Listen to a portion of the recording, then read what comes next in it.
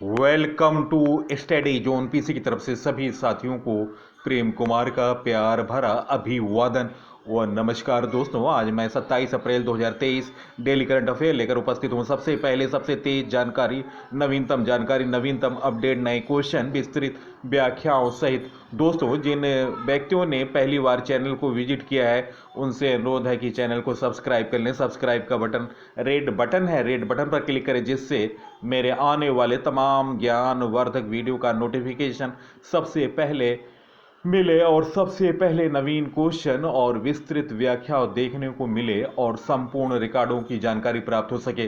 तो दोस्तों, मैं वीडियो को प्रारंभ कर रहा हूं। फर्स्ट क्वेश्चन, सिप्री की ताजा रिपोर्ट के अनुसार वर्ष 2022 में ग्लोबल मिलिट्री खर्च में पहले स्थान पर कौन सा देश है? निम्न ऑप्शनों में ऑप्शन ए अमेरिका इस प्रश्न का सही उत्तर है। SIPRI Stockholm International Peace Research Institute ने अप्रैल 2023 को दुनिया भर में खर्च पर रिपोर्ट जारी की। रिपोर्ट का नाम है trends in world military expenditure 2022। दुनिया ने 2022 में डिफेंस और हथियार पर $2,240 बिलियन यानी 183 लाख करोड़ रुपए खर्च किए। वर्ष 2022 में कुल ग्लोबल मिलिट्री खर्च वास्तविक रूप से 3.7% की वृद्धि हुई। यह पूरी दुनिया में अब तक का मिलिट्री का सबसे अधिक खर्च है। रिपोर्ट के मुताबिक यह खर्च रूस यूक्रेन की वजह से बढ़ा है। इस युद्ध की वजह से डिफेंस के खर्च में एक साल में 13% की बढ़ोतरी देखी गई, जो कि पिछले 30 वर्षों में सबसे अधिक है। भारत का मिलिट्री खर्च वर्ष 2022 में भारत का मिलिट्री खर्च 81.4 बिलियन यानी करीब 6 लाख करोड़ रुपए। यह 2021 के मुकाबले 6.0% ज़्यादा है। वर्ष 2021 में भारत का मिलिट्री खर्च 76.6 बिलियन यानी 5.86 लाख करोड़ रुपए है। चीन का मिलिट्री खर्च भारत से करीब 4 गुना ज़्यादा है। चीन 292 बिलियन करीब 23 लाख करोड़ रुपए, भारत 81.4 बिलियन यानी करीब 6 लाख करोड़ रुपए। वर्ष 2022 में मिलिट्री पर खर्च करने वाले टॉप 5 देशों में पहले स्थान पर अमेरिका 877 बिलियन करीब 71 लाख करोड़ रुपए, चीन 292 बिलियन यानी करीब 23 लाख करोड़ रुपए, रूस तीसरे स्थान पर 86.4 बिलियन यानी करीब 7 लाख करोड़, भारत 81.4 बिलियन यानी करीब 6 लाख करोड़, सऊदी अरब 75.0 बिलियन लगभग 6 लाख करोड़। दोस्तों, सिप्री की स्थापना 6 मई 1966 में हुई। मुख्यालय स्टॉकहोम, स्वीडन। चेयरमैन सिप्री के स्टीफन लॉफवेन। नेक्स्ट क्वेश्चन, हाल में केंद्र सरकार ने सूडान के गृह युद्ध में फंसे भारतीयों को लाने के लिए कौन सा अभियान चलाया? गाइस, इस प्रश्न का सही उत्तर option D operation Kaveri. Sudan में सेना और para military rapid support force RSF के बीच 15 अप्रैल से लड़ाई चल रही है। दोनों सत्ता पर कब्जा के लिए लड़ रहे हैं। वर्ल्ड हेल्थ ऑर्गेनाइजेशन WHO के मुताबिक अब तक 413 लोगों की मौत हो चुकी है। इसमें एक भारतीय भी शामिल है। 3,551 लोग घायल हुए। राजधानी खार्तूम युद्ध का मुख्य केंद्र बना हुआ है, इसलिए यहाँ के एयरपोर्ट बंद है। कई देश सूडान में फंसे अपने नागरिकों को सुरक्षित निकालने के लिए रेस्क्यू ऑपरेशन चला रहे हैं। भारत ने अपने रेस्क्यू अभियान का नाम ऑपरेशन कावेरी रखा है। अब तक अमेरिका, ब्रिटेन समेत 9 देशों में अपने डिप्लोमेट्स को रेस्क्यू कर लिया है। हिंसाग्रस्त सूडान में फंसे भारतीयों को ऑपरेशन कावेरी के तहत निकालने की कार्रवाई शुरू हो चुकी है। विदेश मंत्रालय ने जानकारी दी कि पोर्ट सूडान में भारतीय नौसेना का पोत INS सुमेघा 278 लोगों को लेकर सऊदी अरब के जेद्दा के लिए रवाना हो चुका है। भारतीय वायुसेना का C-130J विमान भी सूडान पहुंच गया। उधर जेद्दा में नियंत्रण कक्ष स्थापित किया गया। वायुसेना के 2 विमान भारतीयों को लाने के लिए वहां खड़े हैं। इस बीच विदेश मंत्री V मुरलीधरन भी निकासी मिशन की निगरानी के लिए जेद्दा पहुंच चुके हैं। भारत द्वारा चलाए गए महत्वपूर्ण रेस्क्यू अभियान के बारे में महत्वपूर्ण जानकारी। वर्ष 2023 सूडान में संघर्ष के बाद भारत अपने नागरिकों को सुरक्षित निकालने के लिए रेस्क्यू अभियान कावेरी चला रहा है। वर्ष 2022 में यूक्रेन पर रूसी हमले के बाद ऑपरेशन गंगा अभियान चला। वर्ष 2015 में यमन में संघर्ष के दौरान ऑपरेशन राहत चलाया गया। वर्ष 2015 में नेपाल में भूकंप के बाद ऑपरेशन मैत्री चलाया गया। ऑपरेशन देवी शक्ति अफगानिस्तान से भारतीयों को निकालने के लिए चलाया गया। ऑपरेशन दोस्त तुर्की और सीरिया में भूकंप प्रभावितों की मदद के लिए चलाया गया। ऑपरेशन वैक्सीन मैत्री कई पड़ोसी देशों तक कोविड वैक्सीन पहुंचाने के लिए किया गया। तो यह महत्वपूर्ण भारतीय रेस्क्यू ऑपरेशन है। नेक्स्ट क्वेश्चन, हाल में हुई भारत की पहली जल शक्ति गणना में कौन सा राज्य शीर्ष पर है? गाइस, इस प्रश्न का सही उत्तर ऑप्शन ए पश्चिम बंगाल। जल शक्ति मंत्रालय ने पहली बार जल संरचनाओं की जनगणना जारी की। भारत में पश्चिम बंगाल में सबसे ज्यादा जल संरचनाएं वाटर वाडीज है, जबकि सिक्किम में सबसे कम है।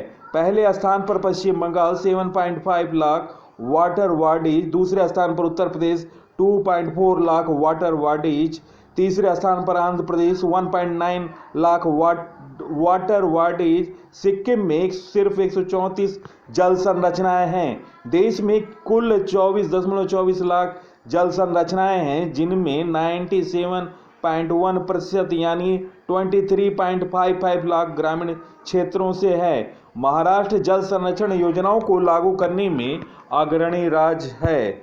नेक्स्ट क्वेश्चन, राजस्थान में देश के नक्शे के आकार का पहला द्वादश ज्योतिर्लिंग मंदिर कहाँ बनाया जाएगा? गाइस, इस प्रश्न का सही उत्तर है ऑप्शन ए झुंझुनू। इस प्रश्न का सही उत्तर है झुंझुनू शहर से करीब 6 किलोमीटर की दूरी पर कालेरा बांस में द्वादश ज्योतिर्लिंग मंदिर बनाया जाएगा।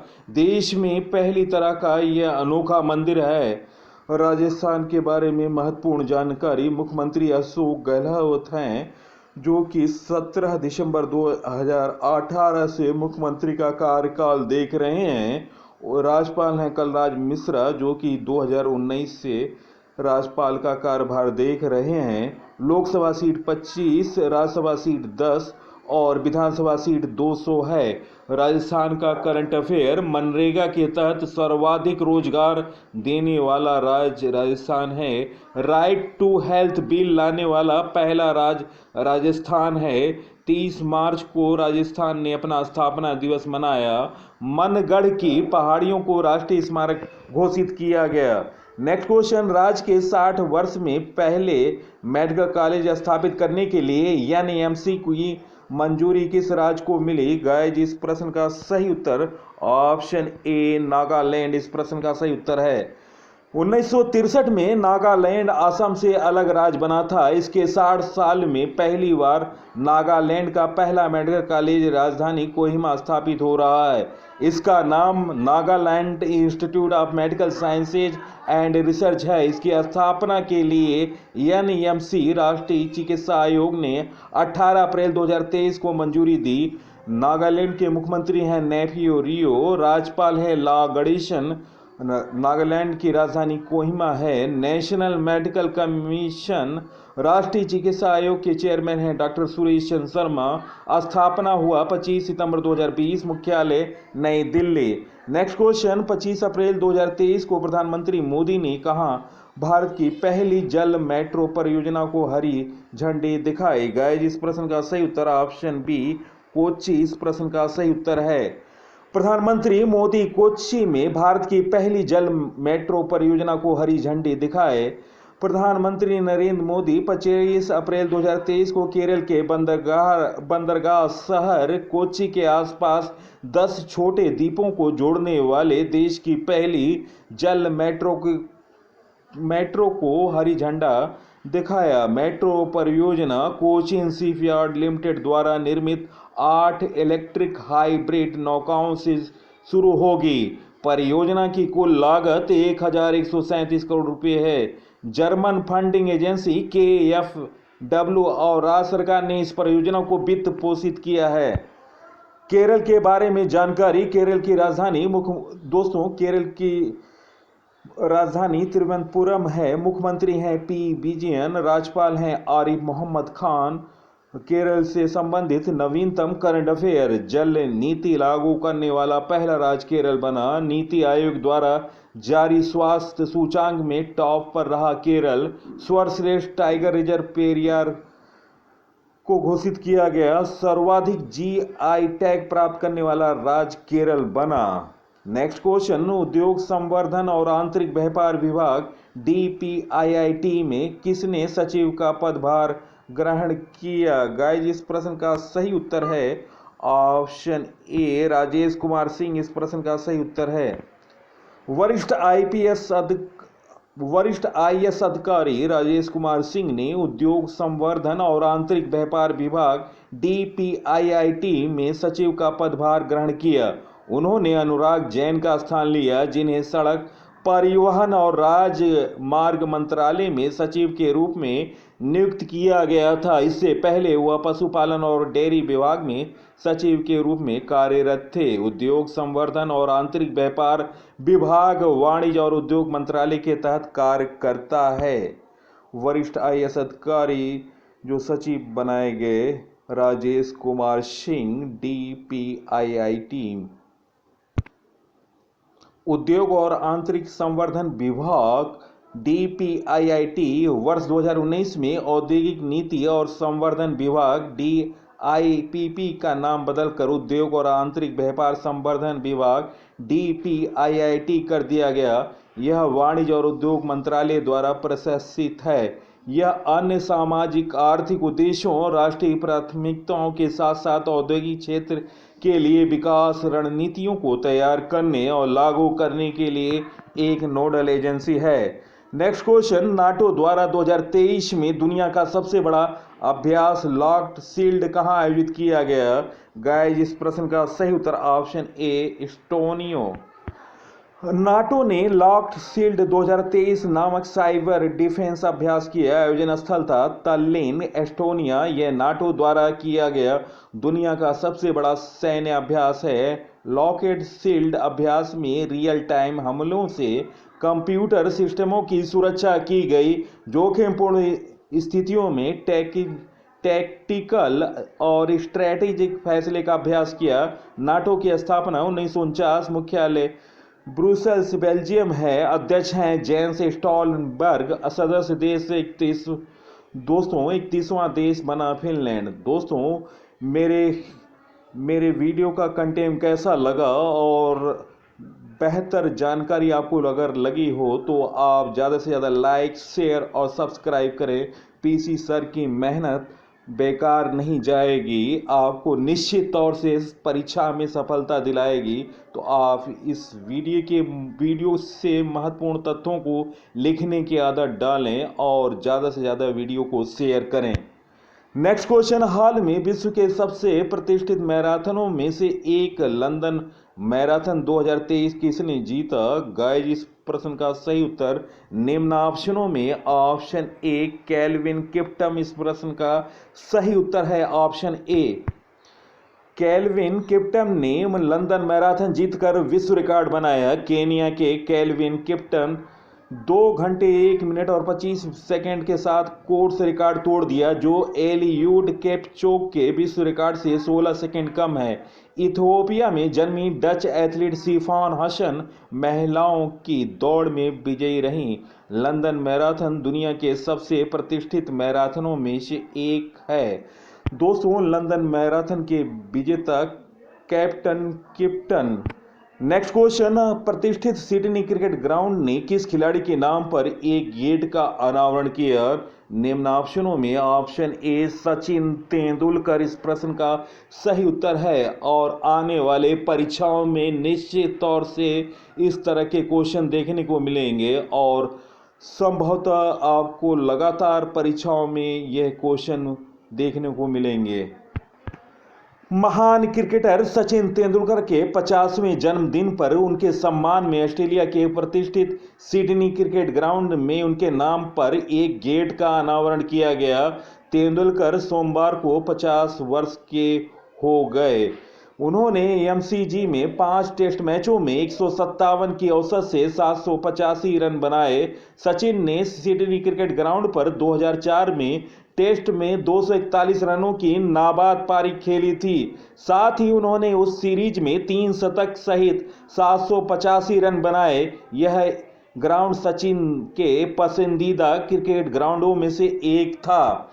दोस्तों, एसएसजी में ब्रायन लारा के 277 रन की पारी के 30 साल पूरे होने पर वेस्टइंडीज के इस दिग्गज बल्लेबाज के नाम पर भी एक गेट का अनावरण किया गया।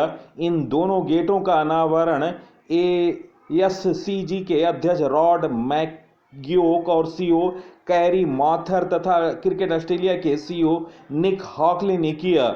खिलाड़ी अब लारा तेंदुलकर गेट से मैदान में प्रवेश करेंगे। इन दोनों गेटों पर एक पट्टिका भी लगाई जिस पर दोनों खिलाड़ियों की उपलब्धियों और एससीजी में उनके रिकॉर्डों का वर्णन है। तेंदुलकर और लारा अब ब्रैडमैन, डेविडसन और मॉरिस के क्लब में शामिल हो गए। तो दोस्तों, एससीजी में 5 लोग अब तक लोगों का सम्मान मिला है और उनका गेट अनावरण हुआ है। इसमें ब्रैडमैन, डेविडसन और मॉरिस के अलावा सचिन तेंदुलकर और वेस्ट इंडियन ब्रायन लारा हैं। दोस्तों, सचिन तेंदुलकर को मिले पुरस्कार: 1994 में अर्जुन पुरस्कार मिला, साल 1999 में पद्मश्री पुरस्कार, साल 1997 में राजीव गांधी खेल रत्न पुरस्कार, 2001 में महाराष्ट्र भूषण पुरस्कार, 2008 में पद्म विभूषण से नवाजा गया, 2011 में BCCI cricket of the year प्राप्त हुआ। सचिन तेंदुलकर को 2014 में भारत रत्न से सम्मानित होने वाले सबसे युवा व्यक्ति बने और पहले खिलाड़ी थे। तो यह महत्वपूर्ण जानकारी आपको बेहतर लगा है और पसंद है तो आप इस वीडियो को ज़्यादा से ज़्यादा अपने साथियों को शेयर करें। और दोस्तों, मैं डिस्क्रिप्शन पर मैंने सचिन तेंदुलकर पर एक वीडियो बहुत पहले बनाया हुआ है जिसमें 30 क्वेश्चन हैं। आप इस वीडियो को अवश्य देख लें, आपको संपूर्ण जानकारी प्राप्त हो जाएगी। दोस्तों, यह है सचिन तेंदुलकर जो कि ऑस्ट्रेलिया में एससीजी मैदान में अंदर प्रवेश करते हुए टेस्ट मैच के दौरान। दोस्तों, वीडियो का कंटेंट कैसा लगा? मेरा प्रयास आपको निश्चित तौर से सफलता दिलाएगा। आप रोज 10 क्वेश्चनों को देखें और ज़्यादा से ज़्यादा अपने साथियों को फेसबुक, इंस्टाग्राम, टेलीग्राम और व्हाट्सएप ग्रुपों पर शेयर करें। सबसे पहले सबसे तेज जानकारी, नवीनतम अपडेट, विस्तृत व्याख्याओं सहित महत्वपूर्ण आलेख और संपूर्ण रिकॉर्ड, सबसे पहले सबसे तेज जानकारी और महत्वपूर्ण विवरण मेरे वीडियो में रहते हैं। आप ज़्यादा से ज़्यादा वीडियो को शेयर करें अपने साथियों को फेसबुक, इंस्टाग्राम, टेलीग्राम और व्हाट्सएप ग्रुपों पर। तो दोस्तों, इसी के साथ मैं इस अंक से विदा ले रहा हूं। अगले अंक में आपसे मुलाकात होगी। तब तक के लिए नमस्कार, वंदे मातरम।